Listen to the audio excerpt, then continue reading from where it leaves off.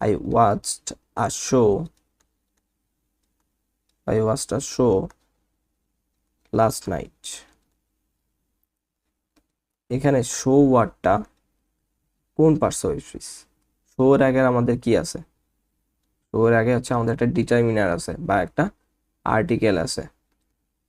আর্টিকেলের পরে একটা ওয়ার্ড আছে, তার মানে শো হয়ে যাবে এখানে কি নাউন হয়ে যাবে।